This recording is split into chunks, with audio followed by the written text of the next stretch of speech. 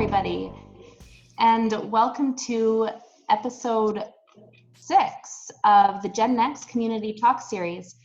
This week we have pivoted a little bit. We're actually, in the past, we've been talking to different community agencies, and this week we're talking to a community leader, Alan Seabrook, the city manager of the city of Red Deer. And we also have our Gen Next co-chair, Laura Allard, who will be having a conversation with Alan about what has been going on during COVID-19. So just a little background on Gen Next. Gen Next is an affinity group of United Way Central Alberta.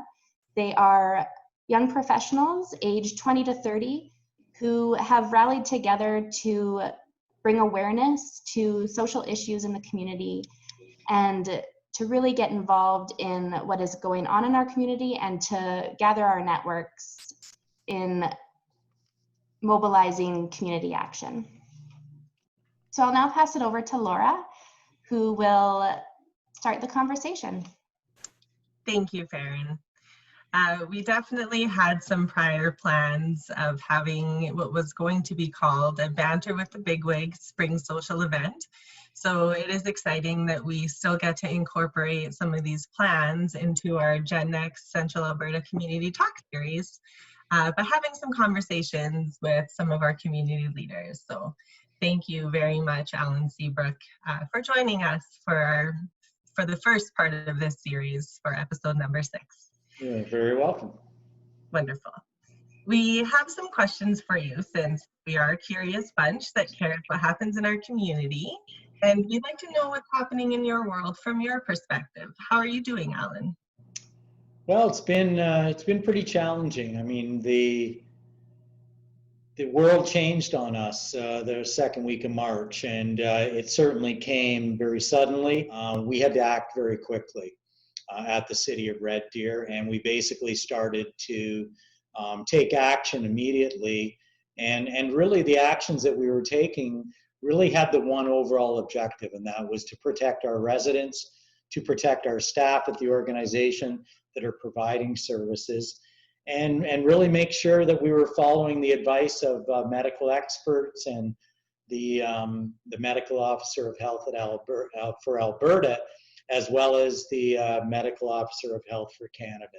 So we reacted very quickly, and I think we did a very good job here, not only in Red Deer, but I think Alberta in general has done a pretty good job. We certainly have not had the spread of the virus as quickly as we've had in Ontario and Quebec in particular, and I think it's because we did take some decisive action. I think we're managing it as best we can, and I think it's going to change as we start our relaunch strategy, but I don't think there's any question that we all know this virus is still present, it's still with us, and we still need to be vigilant to protect ourselves and each other as we move through this. Thank you, Alan. I think what you're saying makes a lot of sense, and how you were able to react very quickly with the information that was coming at you from, I'm sure, all different levels. We need to continue to be smart and make sure that we're doing what's best for everybody, not just ourselves, so that we continue to protect our community. So thank you very much. I think you guys have been doing an amazing job at the city, and you talked a bit about reopening. So what does that look like exactly from your perspective at this time? So the reopening and the relaunch strategy has already begun in Red Deer, and it really is in 3 stages. The first stage that was announced by the province was in May, and in around the middle of May, we were given the okay, not only here with some of the facilities and services Red Deer City provides, but some of our businesses were able to reopen. And many of our businesses here in Red Deer did choose to do that and have done so. Some of our restaurants were able to open at 50% capacity. Our barber shops and other such places that are of importance to people began to open. And in general, there's been some other outdoor amenities. We've been able to open. Our playgrounds have reopened with some caution to our residents. We've reopened our skate parks, our hard surfaces, tennis courts, basketball courts. That's all been reopened. And we're really now sitting waiting for the second phase, or stage 2, from the province to be added. And we're anticipating that that will come somewhere between June 15th and June 19th. And what that signals to other businesses in Red Deer is that they will be permitted to open as well. And then there is a stage 3, which is really the bulk, where we try to get back with some social distancing still in place, but getting back to reopening pools, arenas, splash pads, our major recreation facilities, summer camps. So we'll have to wait from the province till sometime in July. We anticipate hearing on that. So that's some of the relaunch. We still are closed to the public. We are doing a lot more of our business and services provided to the public online rather than here at City Hall, and that will remain until sometime in the future. We're not exact sure of the date when that will be reinitiated, but if it does, it certainly won't look like it did. And I think the message that has to be given to everyone, including our young people that we're really speaking to on our call today, is about change resiliency. And I think that is the real key for everyone. We all have to be strong. We have to create ourselves as being strong. We have to be healthy, not only individually, but as a community. And you do that by being able to be resilient, by being able to accept things that come your way. And change is the nature of the day. And I think as we see more viruses intermingle into our society, we're going to have to be able to be resilient and be prepared to deal with those in a more positive way. And I think that many of those will result in changes to the way that we design our communities, to ways that we deal with each other. I still think we are social creatures. We do better when we interact with each other. And I think we have to be cautious about the mental health aspects of things and transitioning to more of a lonely existence where we deal more with phones and computers than personally dealing with each other.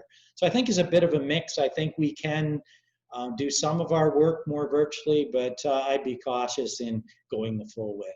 I think that makes a lot of sense with putting focus on how it works great with some people and some businesses, and it can be challenging to others. I think it's important to appreciate the strengths and weaknesses and improvements that can happen from this as well. And I do believe that our world is and can change for the better as a result of this. But you're right in that we have to pay attention to what we've learned and keep that going so that we can continue to be resilient to anything that does come our way in the future. Because yes, you're right, it's not going away. So being human, we will adapt and we will be stronger for it. I think one of the questions that we were talking about was, how does this change the world for our millennials? And I think that in many cases, our millennials are maybe the best equipped to deal with some of the changes that our world is facing. Our millennials are certainly far more used to dealing with technology than people like myself are. They have grown up in a world where from the very start, they learned the advantages of technology, how to use technology to advantage. And I think that will serve our millennials really well.